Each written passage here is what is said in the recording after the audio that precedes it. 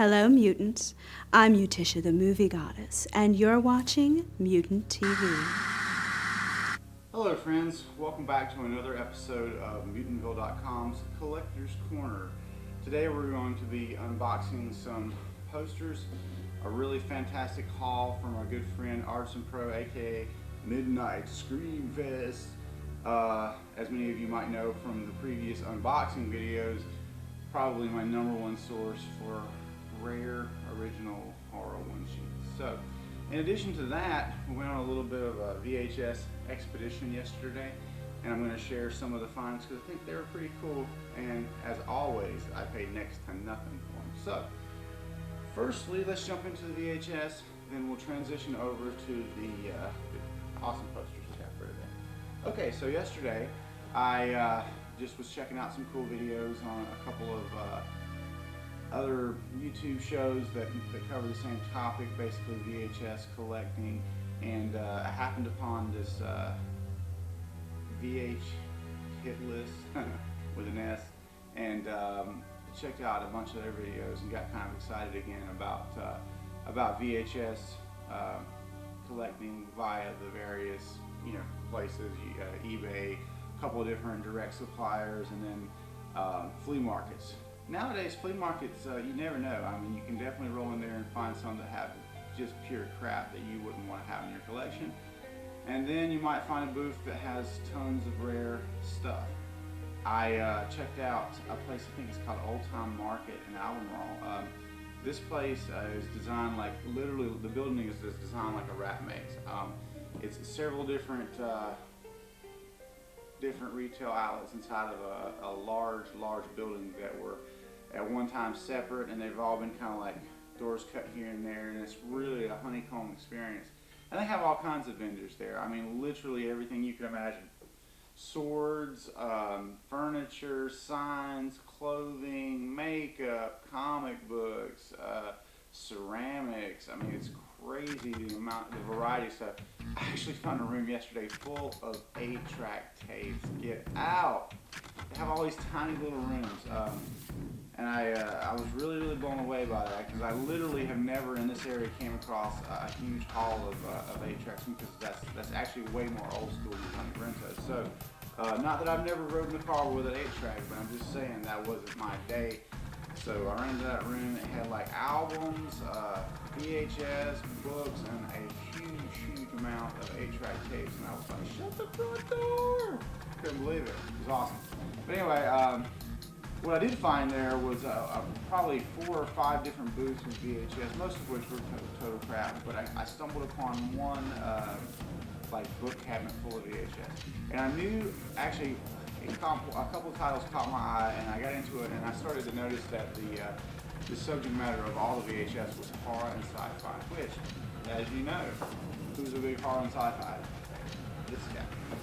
So, yeah, I just dug into it and took my time and went through it, and actually discovered a couple of gems, which I'm going to share with you. Okay, so, check out this. It's the uncensored investigation of the Curse of the Blair Witch Project. Now, if I'm not mistaken, this is the hour-long build up to the Blair Witch Project, whereby they were passing it off to be real. It originally aired on Sci-Fi Network, I think, among others, and it's the additional documentary footage explaining the phenomenon of the Blair Witch Project. Of course, I have dubious copies of the Blair Witch itself.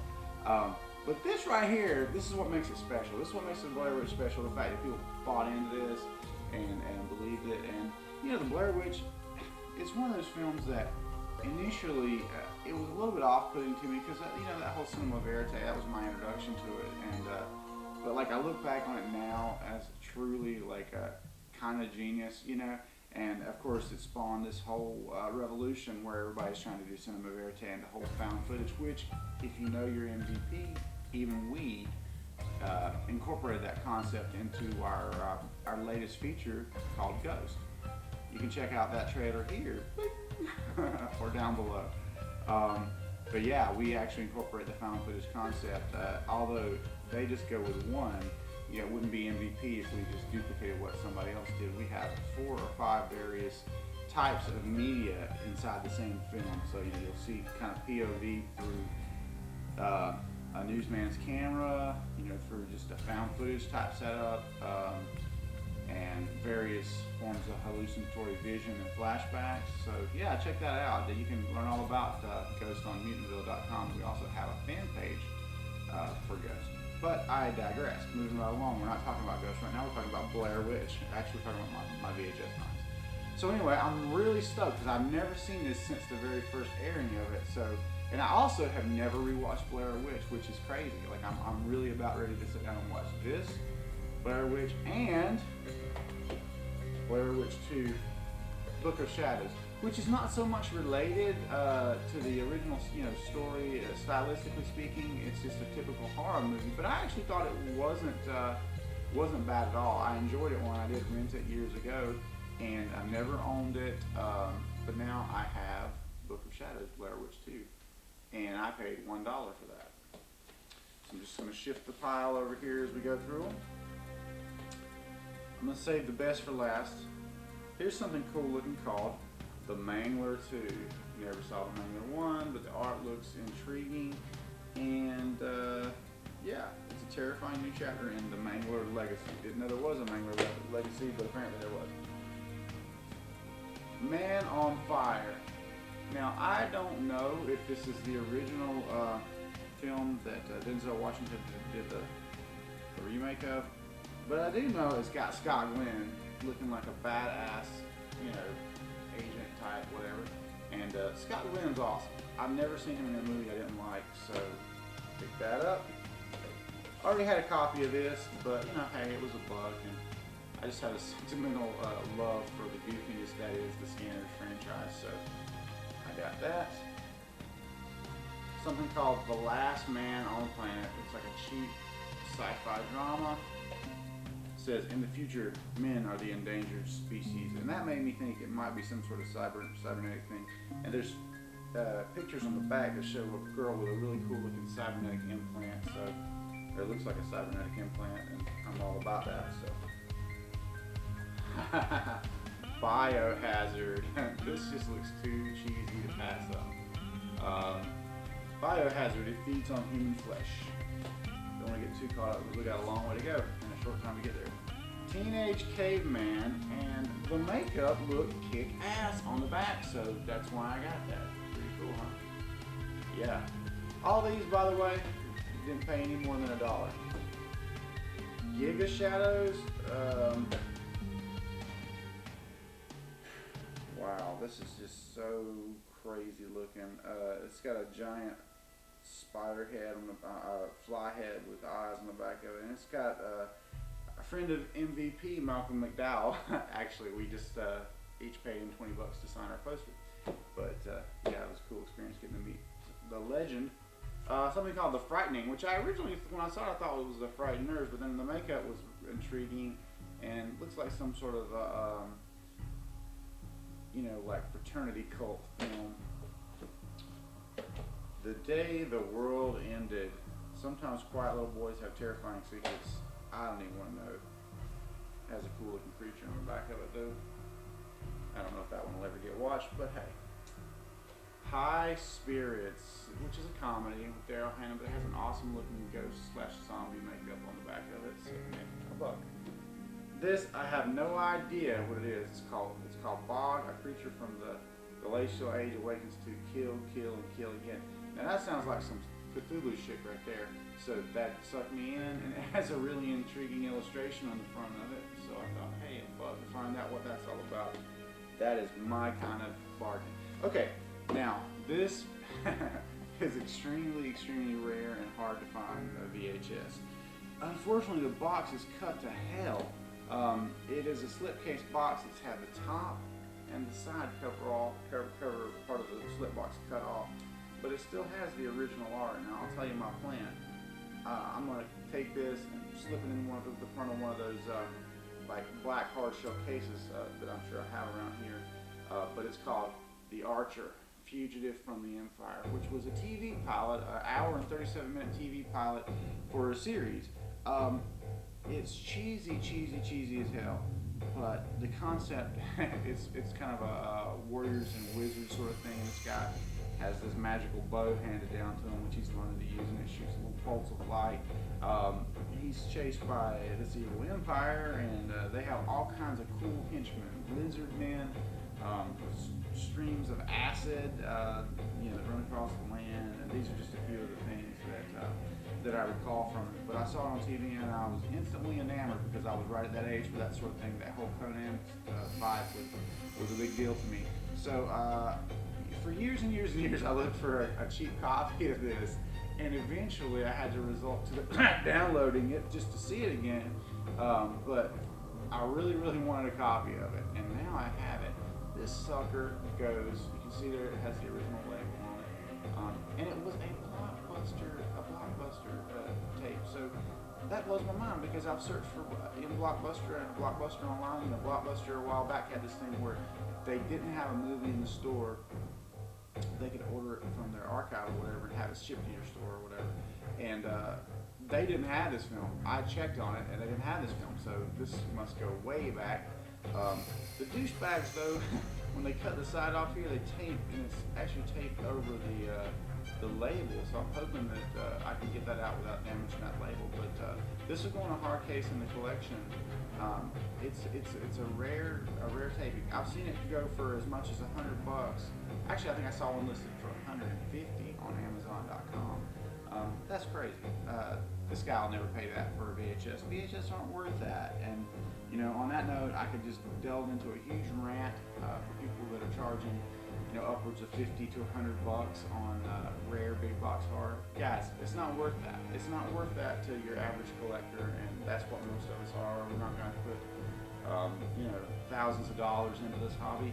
The whole point of it is that you can spend a little bit of money and get a little piece of the 80s to go in your personal archive, and just going to bring back a little bit of that joy from that whole experience growing up, in that time when we had so many awesome movies coming up. They were just cheesy, but always fun to look back at. And it bums me out, man, when I see films going for $100 on VHS, where chances are you pop that VHS in and the quality is not fantastic, so, or it might not even play, who knows. And I'm just not throwing money away like that, and I hope you aren't either, because the more folks that do that, what's something worth? It's something worth. Something is worth anything, any collectible thing is worth what someone will pay for it. And that's where we have to kind of come together, because paying these outrageous prices for VHS on Amazon and eBay, guys, it hurts the entire community. It's just making them higher and less fun. It's not. Is it? There's a copy of Invisible Dead right now. I've wanted that film forever. I mean, not so much for the film itself, but for the awesome box, the big box. I would even take the slipcase of it. I haven't seen the slipcase version available for less than $30. I'm not paying $30 for slipcase, cut slipcase, for a film on VHS. It's just not going to happen. $50 for the big box? Nah. I'd pay $30 for the big box, but you can't see it for that. These morons on eBay have it so driven up. And there's a few films that seem to be like fall victim to that. I've seen some of your rarer big boxes. If you're looking at like thriller big boxes and wizard big boxes, those seem to go for a ton, because I guess there aren't that many of them, and there's some completists out there that are trying to, complete the collection of all of them. And I guess certain folks have gotten hip to that and they're really trying to milk it. But yeah, there's some really shit condition big boxes out there for sale for 30 and just going up to probably like I think maybe 200. The meat grinders is one you see pretty commonly out there for ridiculous amounts of money, and it just bums me out. But I digress. We'll move on. I want to obsess on that for too long.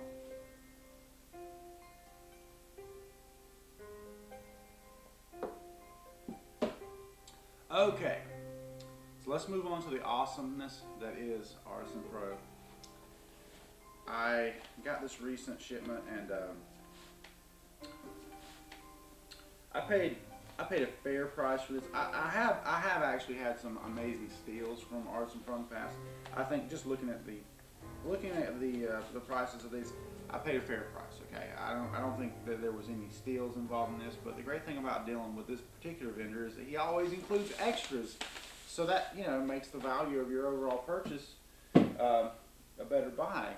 So if you pay if you pay the going price for one of the posters, but then you get like 2 extra posters, let me do that again. So if you pay the going rate for the standard posters that you're after, in your thing, but you get 2 extra posters, or at least 1 extra poster as a general rule, it sort of works out. Of course, I'm always looking for that great deal, but this is probably my favorite. No, he's easily my favorite poster vendor. So without further ado, don't you just love that word? I do. I do. On paper. So now we're going to get on to what this episode is all about, and that's this gem right here. I'm going to post a scan of it so you guys can see it. It's Silent Madness, and this poster is absolutely cherry. I mean, it's easily the best condition original poster that I have ever purchased, and I got it for a good deal, a very, very good deal. Actually, this particular poster I did get for a really good deal. Not that I was bitching about the others, but there's a couple in here that I paid the going rate for, after doing a little bit of research, which you should always do, by the way. Get on eBay, get on Amazon.com, and find the poster that you're looking to buy, and do some comparison shopping there a little bit. But I got to tell you, this guy's going to the mounters, maybe even today. I'll show you the full scan of it, but it's absolutely incredible condition. Just can't say enough about it. I don't know how an original could look this good after so long, but clearly it was kept in a poster tube the whole time, and I don't think it was. If it was ever displayed, it was in like a glass case, because there's no. I take that back. There's no marks on it at all. It's just absolutely pristine. And here's some of the extras that he included. Looks like we have a red eye poster, and it's double-sided. That's going to go up on that marquee you see behind me, because it's time to retire Bug. William Castle's Bug has been up there, and I don't like to leave any of my posters up there for too long. And then the flip side of that is a film by Wes Craven called Stranger Calls. I'll try to share scans of these as well. So that gets us past our rolled posters. Now we're going to move into the folded posters, which just speaking just for me and some people from Tennessee. Just kidding, I'm not from Tennessee. That's a Charlie Daniels song for those of you yokels that don't listen to good old Southern rock, the CDB.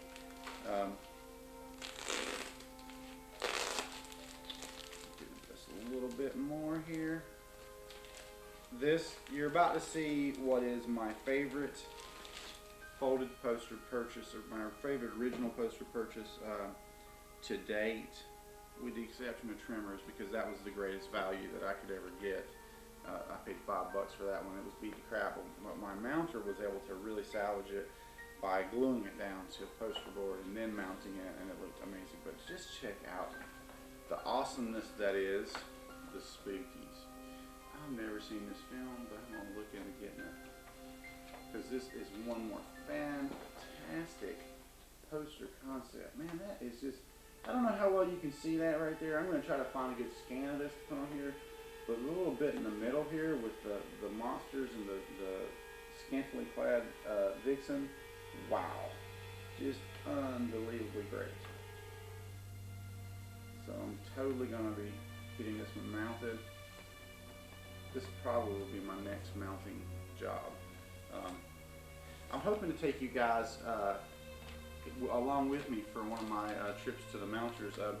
This is somewhere where you can really blow your budget if you're not careful on collecting. But there's some posters that I don't trust myself with. I mean, just they're that cool to me. And here's another poster that I've often often looked at and wanted.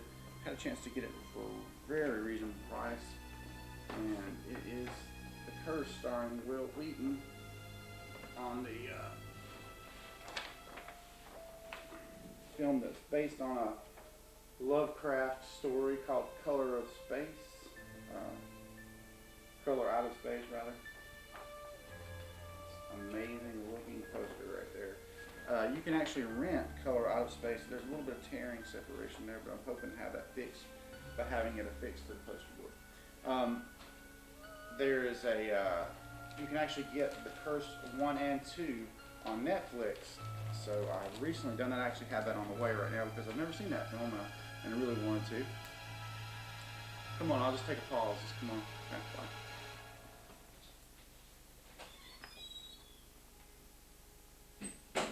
And here's our last one for the day. It's Nightmares, the famous Nightmares poster. You see this one out there a lot, but I always thought it was a great poster design. And there you have it, Nightmares. And this one does have quite a bit of separation, but is otherwise in good condition. And after I get that sucker mounted, I actually have a pretty big stockpile of posters that have slight separations that I really want to get mounted and taken care of properly, so that I don't have to worry about them, falling apart in the future, becoming more mangled or whatever. Funhouse, which you've seen that poster several times, is a great example. That one had minor fold separation, and once it was mounted on poster board, it did absolutely fantastic. I do want to call out one place you do not want to get your posters mounted, and it's just because of the nature of the beast. I mean, this place hires young folks, and they're not real vested in their craft. And that's Office Max. Unfortunately, I spent a lot of money to get my Respawner poster printed and mounted there, and it came back with like huge edges on it. So